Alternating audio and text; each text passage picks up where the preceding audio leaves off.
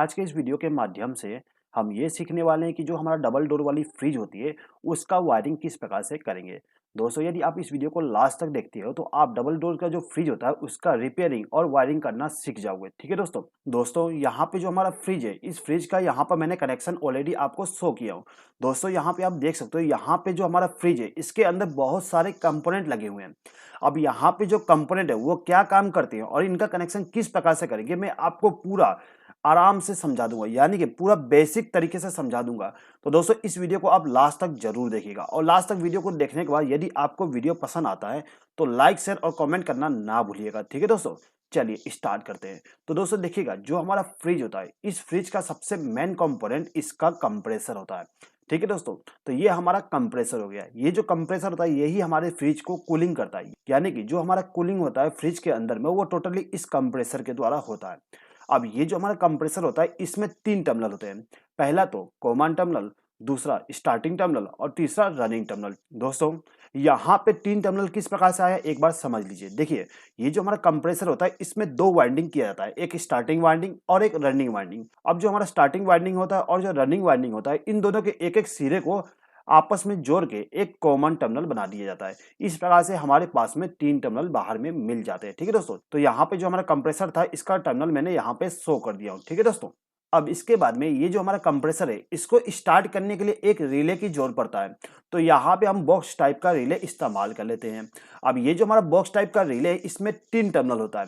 ठीक है, एक स्टार्टिंग के लिए हो जाएगा, एक रनिंग के लिए और एक कॉमन टर्मिनल होता है जिसको हम डम्मी टर्मिनल भी बोलते हैं। ठीक है दोस्तों, अब इसके बाद में ये जो हमारा कंप्रेसर है, इस कंप्रेसर को ओवरलोड से प्रोटेक्शन के लिए और हीटिंग से प्रोटेक्शन के लिए यहाँ पे एक OLP का इस्तेमाल किया जाता है। दोस्तों, OLP का फुल फॉर्म होता है ओवरलोड प्रोटेक्टर।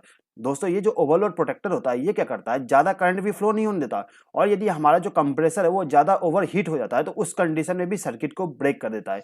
इसके बाद में जो हमारा फ्रिज होता है उसमें एक फैन भी लगा होता है जिससे कि कूलिंग को सर्कुलेशन बनाए रखे। तो सर्कुलेशन को बनाए रखने के लिए एक फैन लगा होता है। इसके बाद में जो हमारा फ्रिज होता है उसके अंदर एक टाइमर भी लगाया जाता है। ये जो हमारा टाइमर होता है वो 2 काम करता है। पहला तो कूलिंग के लिए पावर सप्लाई देगा और दूसरा हीटिंग के लिए। इसके बारे में मैं आपको आगे अच्छे तरीके से एक्सप्लेन कर दूंगा। ठीक है दोस्तों, तो दोस्तों ये जो हमारा टाइमर होता है इसमें 4 टर्मिनल होते हैं। जैसे कि आप यहाँ पे देख सकते हो कि ये जो हमारा टाइमर है इसमें 4 टर्मिनल है। यहाँ पे टर्मिनल नंबर लिखा गया है 3 4 1 2। तो दोस्तों, यहाँ पे जो हमारा टाइमर है वो बहुत सारे टाइप के आते हैं। अलग अलग कंपनी के जो टाइमर होता है वो अलग अलग टाइप के होते हैं, लेकिन वहां पे जो टर्मिनल नंबर लिखा रहेगा वो सेम टू सेम रहेगा। हो सकता है कि जो टर्मिनल नंबर लिखा है वो इधर का उधर हो, लेकिन कोई फर्क नहीं पड़ता। बस आपको ये याद रखना है कि जो 3 नंबर टर्मिनल है, 4 नंबर टर्मिनल है, 1 नंबर टर्मिनल है और 2 नंबर टर्मिनल है, उनका काम क्या है। ठीक है दोस्तों, तो यहाँ पे एक बार इसका बेसिक समझ लीजिए। तो दोस्तों देखिएगा, ये जो हमारा टाइमर होता है इसके अंदर एक छोटा सा मोटर लगा होता है जिसके द्वारा इसका टाइमर का काउंटडाउन होता है। तो हमें क्या करना होता है, जो हमारा फेस सप्लाई है उसको लाके इस 3 नंबर टर्मिनल पे कनेक्ट करना होता है। ठीक है दोस्तों, अब यहाँ पे जो मोटर का ये 1 नंबर टर्मिनल है उसमें हमें न्यूट्रल पावर सप्लाई देना होता है। ठीक है, तो यहाँ पे 3 नंबर टर्मिनल पे हमें फेस सप्लाई देना है और 1 नंबर टर्मिनल पे न्यूट्रल सप्लाई देना है। ठीक है दोस्तों, इसके बाद में ये जो 4 नंबर टर्मिनल होता है इसका उपयोग हम कूलिंग के लिए करते हैं और ये जो 2 नंबर का टर्मिनल है इसका उपयोग हम हीटिंग के लिए करते हैं। इसके बारे में मैं आपको आगे एक्सप्लेन कर दूंगा। ठीक है दोस्तों, अब इसके बाद में जो हमारा फ्रिज होता है, फ्रिज के अंदर एक थर्मोस्टेट भी लगा होता है। दोस्तों, ये जो थर्मोस्टेट है इसका काम ये है कि यदि फ्रिज के अंदर टेम्परेचर मेंटेन हो जाता है तो उस कंडीशन में ये क्या करेगा, पावर सप्लाई को ब्रेक कर देगा, यानी कि इस कंप्रेसर तक पावर सप्लाई जाने नहीं देगा। ठीक है दोस्तों, अब दोस्तों देखिए, ये जो हमारा कंप्रेसर है ये यदि रेगुलर वर्क करता है तो क्या होता है, जो टेम्परेचर है वो ज्यादा कम हो जाता है, यानी कि जो कूलिंग है वो बहुत कम होता है, यानी कि माइनस तक चली जाती है। तो उस कंडीशन में हमें क्या करना होता है, जो बर्फ जम जाती है उसको पिघलाना होता है। तो यहाँ पे एक हीटर का इस्तेमाल किया जाता है। अब ये जो हीटर है इसका नाम डीफोर्स हीटर होता है। ठीक है दोस्तों, अब दोस्तों देखिए, जो हमारा फ्रिज होता है उसके अंदर एक बायोमेटल स्विच भी लगा होता है। दोस्तों, ये जो बायोमेटल स्विच होता है इसका काम ये है कि यदि हमारे फ्रिज के अंदर में जो टेम्परेचर है वो -5 डिग्री सेल्सियस तक पहुंच जाता है तो उस कंडीशन में क्या होगा, ये जो बायोमेटल स्विच है ये आउटपुट जनरेट करेगा, यानी कि आउटपुट पावर सप्लाई जनरेट करेगा, यानी कि यहाँ का पावर सप्लाई हमें यहाँ पे मिलने लगेगा। और जैसे ही टेम्परेचर +5 डिग्री सेल्सियस हो जाता है तो उस कंडीशन में इसका कॉन्टेक्ट NO हो जाएगा, यानी कि यहाँ का पावर सप्लाई यहाँ तक नहीं पहुंच पाएगा। ठीक है दोस्तों, यानी कि इसी बायोमेटल स्विच के द्वारा हम इस हीटर को चालू और बंद करेंगे। ठीक है दोस्तों, उसके बाद में दोस्तों देखिए, जो हमारा फ्रिज होता है उस फ्रिज के अंदर एक और प्रोटेक्शन लगाया जाता है, यानी कि थर्मल फ्यूज लगाया जाता है। दोस्तों, ये जो थर्मल फ्यूज होता है ये 2 टाइप के लगाए जाते हैं। पहला तो 20 डिग्री सेल्सियस वाली और दूसरा 50 डिग्री सेल्सियस वाली, ठीक है। ये जो हमारा थर्मल फ्यूज होता है, इसका काम ये है कि यदि हमारे फ्रिज के अंदर में टेम्परेचर हाई हो जाता है, यानी कि हमारा जो हीटर है वो किसी कारण से बंद नहीं होता और वो हमेशा चालू रह गया, तो चालू कंडीशन में क्या होगा, धीरे धीरे टेम्परेचर बढ़ते जाएगा। अब यदि टेम्परेचर बढ़ते जाएगा तो जो हमारा फ्रिज होता है वो टोटली फाइबर का होता है, तो उसमें आग लगने का चांस हो सकता है, ठीक है। इसीलिए उसके प्रोटेक्शन के लिए एक थर्मल फ्यूज लगा दिया जाता है। यानी कि यदि हमारा जो टेम्परेचर है वो 70 डिग्री सेल्सियस या फिर 50 डिग्री सेल्सियस पहुंच जाता है, तो उस कंडीशन में क्या करेगा, पावर सप्लाई को ब्रेक कर देगा, यानी कि इस हीटर को बंद कर देगा, ठीक है दोस्तों। अब इसके बाद में जब आप फ्रिज को ओपन करते हो तो आप देखते हो कि एक लैंप ग्लो होता है, तो वहां पे एक लैंप भी लगा होता है। अब ये जो लैंप है इसको चालू करने के लिए एक पुश बटन लगा होता है, यानी कि डोर स्विच लगा होता है, ठीक है दोस्तों। अब यहाँ पे हम बात कर रहे हैं डबल डोर वाली फ्रिज का, तो वहां पे दो लैंप लगा होता है, एक नीचे वाले कंपार्टमेंट में और एक ऊपर वाले कंपार्टमेंट में। तो यहाँ पर हमने एक और लैंप ले लिया और इस लैंप को चालू करने के लिए एक और डोर स्विच का इस्तेमाल कर लेंगे। अब यहाँ पे जो कंपोनेंट है, इन सभी कंपोनेंट को पावर सप्लाई देने के लिए एक प्लग टॉप का इस्तेमाल किया जाता है, ठीक है दोस्तों। तो दोस्तों हमारे जो फ्रिज है उसके अंदर जितने भी कंपोनेंट है, उन सभी के कंपोनेंट को हमने यहाँ पे ला दिया। अब हमें इनका वायरिंग करना है। दोस्तों वायरिंग करने से पहले मैं आपको एक छोटा सा इंफॉर्मेशन देना चाहता हूँ। दोस्तों आज का वीडियो हमारा लॉक द डील कंपनी की तरफ से स्पॉन्सर किया गया है। दोस्तों लॉक द डील एक ऐसा वेबसाइट है या फिर आप कह सकते हो एक ऐसा एप्लीकेशन है जिसके द्वारा आप कोई भी इलेक्ट्रिकल प्रोडक्ट को खरीद सकते हो। दोस्तों यदि आप आपके घर के लिए कोई सामान खरीदना चाहते हो या फिर आपके दुकान के लिए कोई इलेक्ट्रिकल प्रोडक्ट खरीदना चाहते हो, जैसे कि इन्वर्टर हो गया, बैटरी, ऑटोमेटिक बैटरी हो गया, इलेक्ट्रिकल अप्लायंस जो होते हैं और भी बहुत सारे प्रोडक्ट जो होता है, उसको यदि आप खरीदना चाहते हो तो आप सभी प्रोडक्ट को केवल एक जगह से खरीद सकते हो। अब यहाँ पे जो आप प्रोडक्ट खरीदोगे वहां पे आपको डिस्काउंट भी मिलेगा, ठीक है दोस्तों।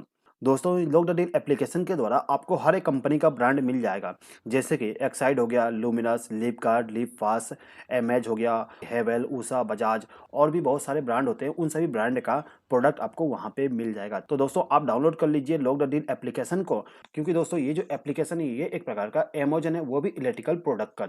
दोस्तों जैसे कि आपको मालूम है कि अभी रिपब्लिक डे आने वाला है, तो दोस्तों लॉक द डील एप्लीकेशन पे रिपब्लिक डे का सेल चल रहा है, जिसमें यदि आप रिटेलर हो तो आपको 6% तक डिस्काउंट मिल जाएगा, वो भी एनर्जी और इलेक्ट्रिकल प्रोडक्ट पे। दोस्तों उनके वेबसाइट पे अभी एक कॉन्टेस्ट भी चल रहा है, जिसमें क्या करना है, आपको उनके फेसबुक पेज को लाइक करना है।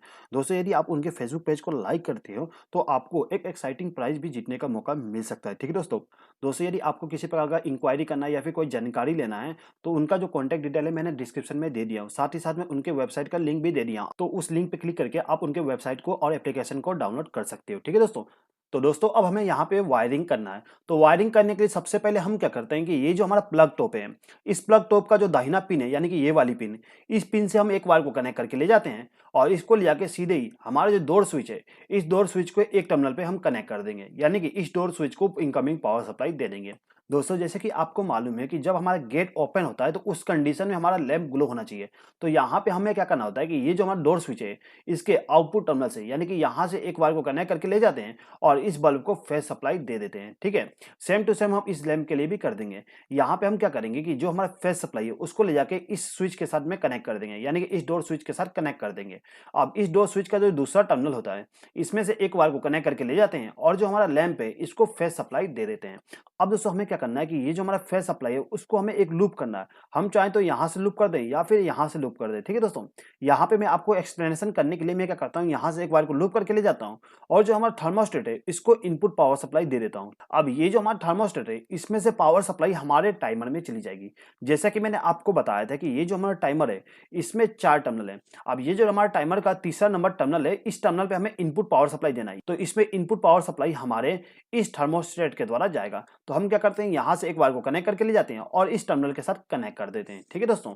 अब दोस्तों जैसे कि मैंने आपको बताया था कि जो हमारा 4 नंबर का टर्मिनल होता है ये कूलिंग के लिए इस्तेमाल किया जाता है, यानी कि जो हमारा कंप्रेसर है इसको जो पावर सप्लाई जाएगा वो इस 4 नंबर टर्मिनल से जाएगी। तो हम क्या करते हैं, यहाँ से एक वायर को कनेक्ट करके ले जाते हैं और जो हमारा रिले इसके कॉमन टर्मिनल पे कनेक्ट कर देंगे, यानी कि डम्मी टर्मिनल के साथ में इसका कनेक्शन कर देते हैं, ठीक है दोस्तों।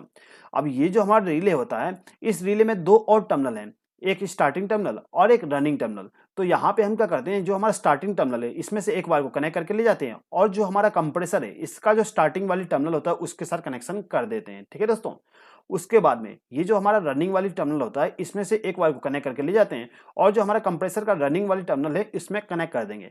दोस्तों यदि आपको ये नहीं मालूम कि जो हमारा रिले है उसका स्टार्टिंग टर्मिनल कौन सा है, रनिंग टर्मिनल कौन सा है और कॉमन टर्मिनल कौन सा है, तो आपको क्या करना है, बस रिले को देख लेना है।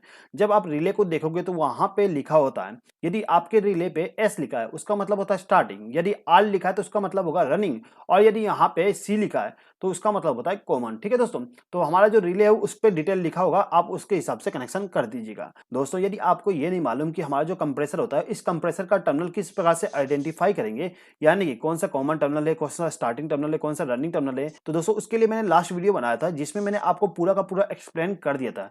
यानी कि जो हमारा सिंगल डोर वाली फ्रिज का वायरिंग था उसमें मैंने आपको एक्सप्लेन कर दिया था कि आप किस प्रकार से इसके टर्मिनल को आइडेंटिफाई करोगे। तो दोस्तों उस वीडियो को आप देख लीजिएगा यदि आपको ये नहीं मालूम कि हम किस प्रकार से टर्मिनल का आइडेंटिफाई करते हैं। ठीक है दोस्तों, तो यहाँ पे जो हमारा कंप्रेसर था इसको हमने स्टार्टिंग पावर सप्लाई और रनिंग पावर सप्लाई दे दिए। दोस्तों यहाँ पे जो रिले है इसका एक फंक्शन आप समझ लीजिए। देखिए दोस्तों, ये जो हमारा रिले होता है ये क्या करता है, स्टार्टिंग में स्टार्टिंग वाइंडिंग और रनिंग वाइंडिंग दोनों को पावर सप्लाई दे देता है। यानी कि यहाँ का पावर सप्लाई दोनों में थ्रो करता है, यहाँ भी पावर सप्लाई देगा और यहाँ भी पावर सप्लाई देगा।